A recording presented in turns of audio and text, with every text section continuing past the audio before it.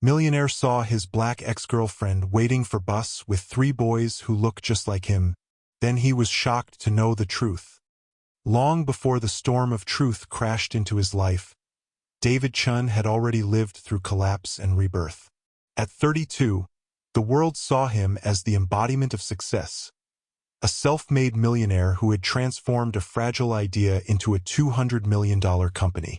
His name was printed in glossy magazines, quoted in business articles, and invited into elite circles where influence was measured by the weight of one's bank account. He drove sleek cars that gleamed beneath city lights, lived in a modern loft with glass walls that framed the San Francisco skyline, and carried himself with the polish of someone who had fought for every ounce of recognition. But behind the polished exterior lived another version of David, the young man who had once stood on the edge of ruin. Only 5 years earlier, he had been 27, trapped in a cycle of exhaustion that blurred days into nights. His studio apartment had been so cramped that his computer desk doubled as a dinner table, littered with ramen cups, coffee stains, and scattered notebooks filled with half-built ideas. He poured 16-hour days into fragile lines of code, his body fueled by caffeine and his spirit weighed down by uncertainty. Investors dismissed him as too young, too naive, or too reckless to survive. He lived with the constant knowledge that one bad month could collapse everything he had worked for. If you are enjoying this story, don't forget to like this video, subscribe to the channel, and share a word of love in the comments. And yet, in that bleak chapter, there had been one light, Kesha. She had entered his life like an anchor during a storm, grounding him when everything else felt unstable. Her laughter filled the small apartment with warmth. Her presence softened the edges of his relentless ambition. While David carried the burden of impossible dreams, she carried him, believing in him when few others did. Their bond wasn't glamorous, but it was real, forged in the struggle of late-night takeout and whispered reassurances that tomorrow would be better. That was why her disappearance had cut deeper than any financial failure ever could. One evening, she simply stopped answering his calls. Next, his messages bounced back. Her number was blocked. Within days, she had vanished from his world entirely, leaving nothing but an aching silence. No fight, no explanation, no closure, just absence. For months, David replayed every conversation in his mind, searching for the moment he must have failed her. He convinced himself that the long hours, the missed dates, the endless stress had driven her away. He told himself she deserved more than a man consumed by work. And so, with no answers, he did the only thing he knew. He buried the wound beneath ambition. He turned loneliness into fuel, trading heartbreak for code, and silence for sleepless nights. Years blurred together. The startup that once teetered on collapse exploded into growth. His platform revolutionized logistics for small businesses, attracting investors, clients, and eventually headlines. David became the kind of success story that others envied, young, brilliant, and wealthy. But while the world applauded, inside, he remained hollow. His triumphs echoed against the unanswered question. Why did she leave? It was a scar he carried quietly, one he never spoke of in interviews or boardrooms. Outwardly, he seemed complete. Inwardly, he knew that no amount of wealth could fill the silence she had left behind. He told himself he had moved on, that love was a distraction, that he no longer cared. But late at night, in the stillness of his loft, he sometimes wondered if the story had truly ended, or if a missing piece of his life still lingered somewhere beyond his reach. The answer came on a day that began as ordinary as any other. A rainy afternoon in Oakland. David was waiting for his driver near a bus stop, scrolling through his phone, thinking about meetings and deadlines. But then his gaze drifted upward, drawn to a figure across the street. A woman, her hair damp from the rain, wrapped in a worn coat, was sitting on the bench. For a moment, his mind refused to believe it. The curve of her face, the way she held herself, it was Kesha. Shock rooted him to the spot. 5 years had passed since she vanished, and yet there she was, not in some distant city, but right in front of him. Time had etched faint lines across her face, her eyes carrying a tiredness he had never seen before, but it was her. Unmistakably her. And she wasn't alone. 3 children huddled against her, their small shoulders pressed close, their tiny hands clutching coins for the bus.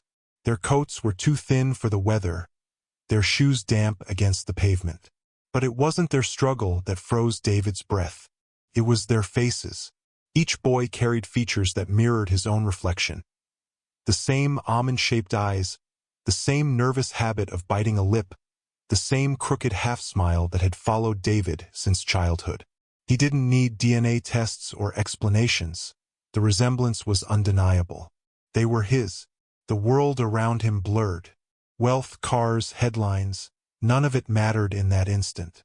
What mattered was that while he had been building an empire, his children had been growing up without him, waiting for buses in the rain, counting coins instead of living in the warmth and abundance he could have given them.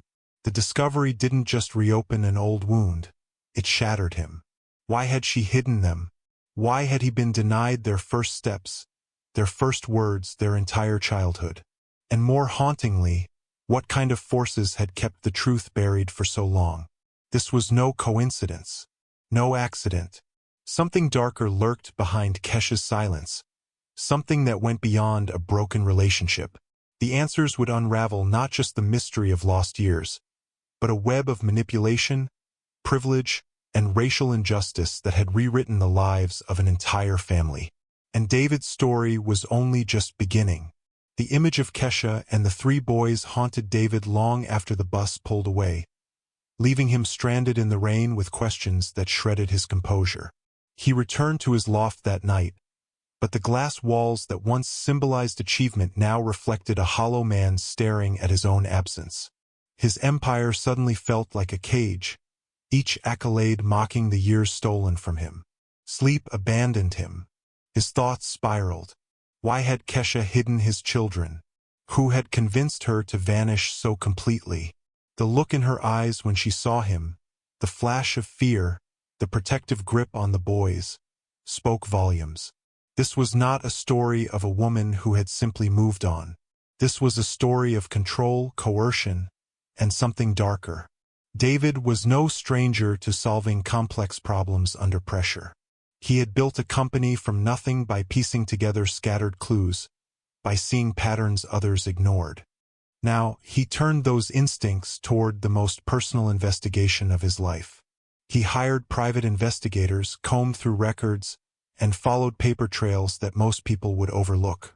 And soon, the truth began to surface. Kesha was married.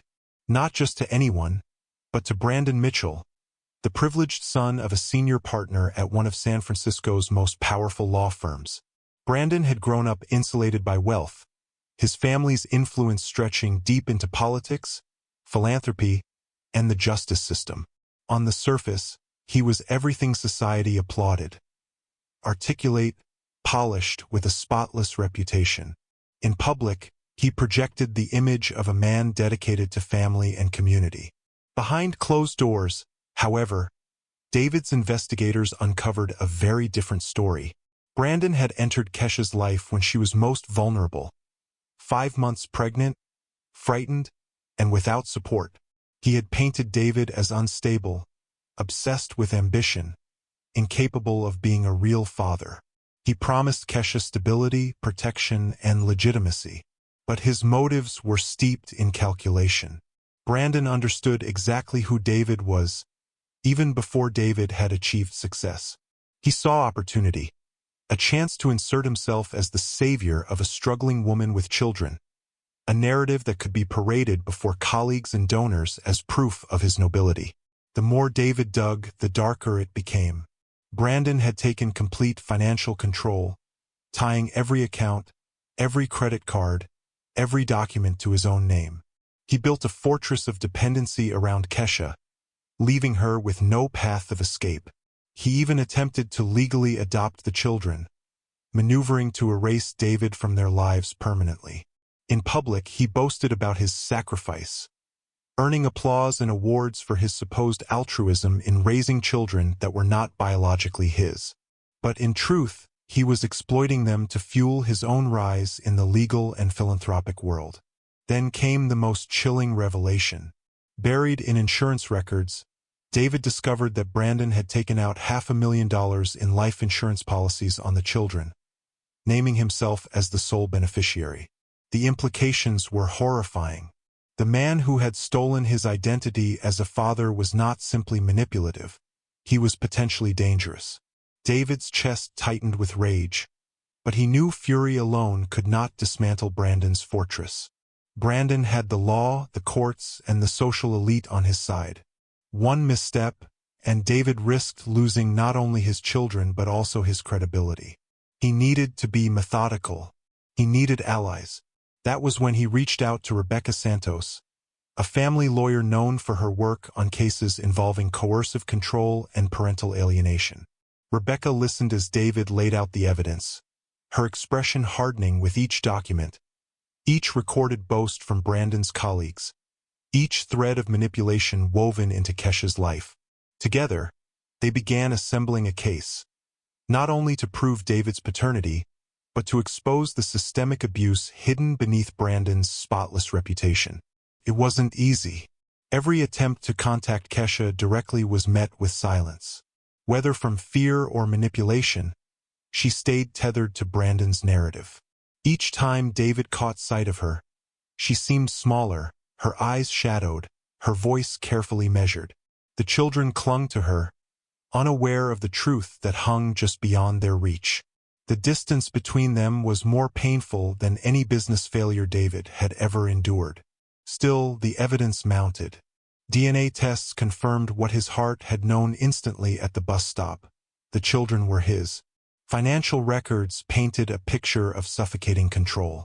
Recordings captured Brandon boasting about his sacrifice to colleagues, spinning lies into accolades. Each new piece was a weapon, but the battlefield remained treacherous. David understood something chilling. This was not simply about personal betrayal. It was about power, the kind of power that allowed wealthy white men like Brandon to rewrite narratives, to control black women like Kesha, to erase fathers like David when it suited them. It was racism dressed in the language of respectability, exploitation disguised as philanthropy. And unless David moved carefully, the same power could destroy him too. The tension built with each passing week. At night, David stared at photos of the children, imagining their voices, their laughter, the milestones he had missed. Every document he uncovered was another reminder of the years stolen from him. Every lie Brandon told in public was another spark fueling the fire inside him. But he couldn't reveal his hand too soon. He had to wait, to strike at the moment when Brandon's guard was down, when the mask of perfection could be torn away for the world to see. The plan that Rebecca crafted was risky, but it was the only way to dismantle a man who thrived on appearances. The stage would be a glittering charity gala, Brandon's proudest platform, where he played the role of selfless father before donors, journalists, and colleagues. In the same room where Brandon expected applause, David would bring the truth crashing down. And as the date drew closer, the stakes sharpened. For David, this wasn't just about revenge. It was about reclaiming his children, exposing injustice, and forcing the world to confront the rot hidden beneath wealth and influence. The battle lines were drawn, and what waited on the other side of that gala would change every life involved forever. The night of the gala arrived with glittering chandeliers, polished floors, and champagne flutes balanced in delicate hands. For Brandon Mitchell, this was his kingdom. Every detail had been designed to elevate his image. The tuxedo pressed to perfection, the smiles of colleagues who owed him favors, the reporters primed to capture his every word.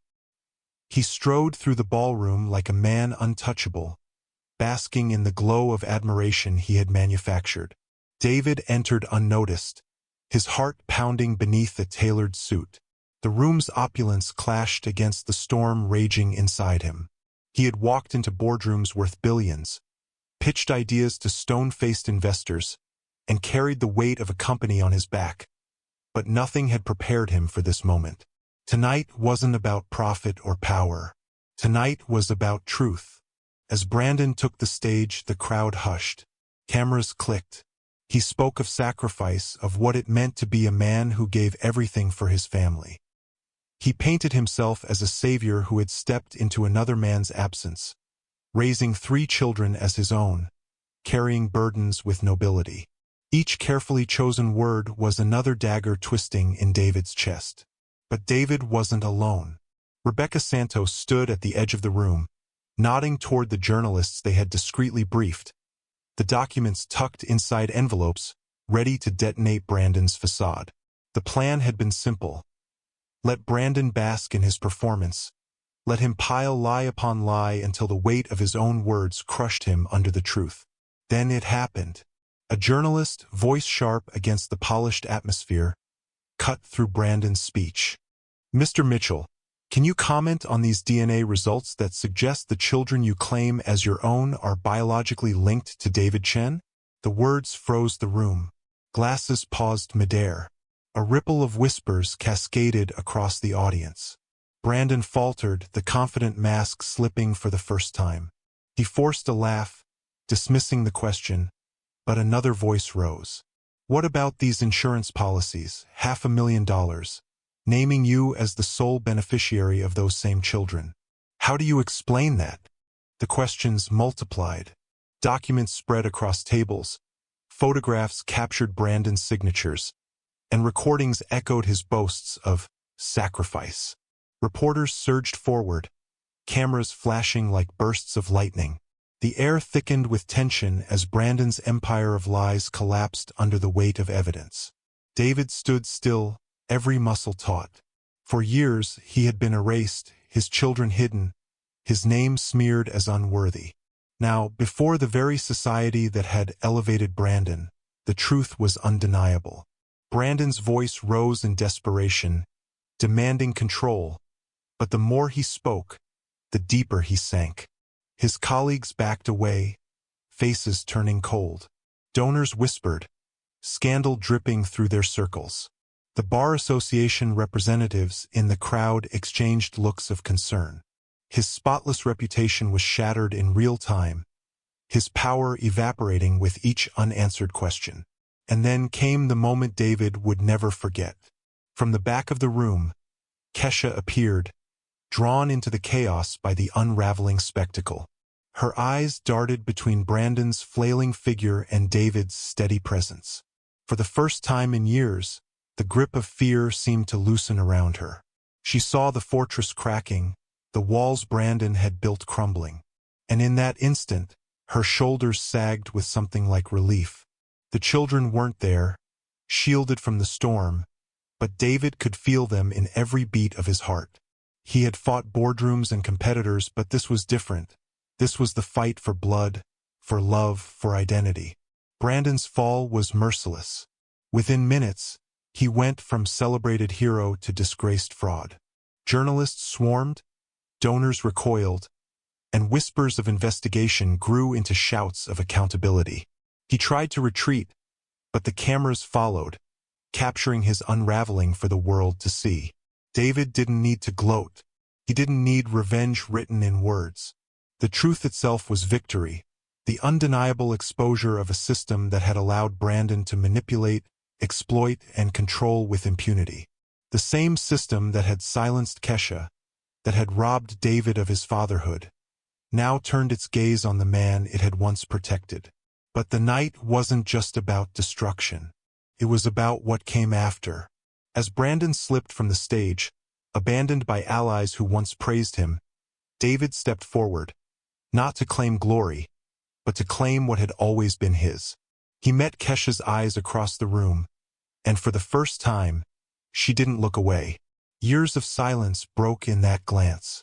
Fear was replaced by recognition, by the quiet acknowledgement that the truth had finally been dragged into the light. Yet even in that victory, questions lingered. Would the court side with him?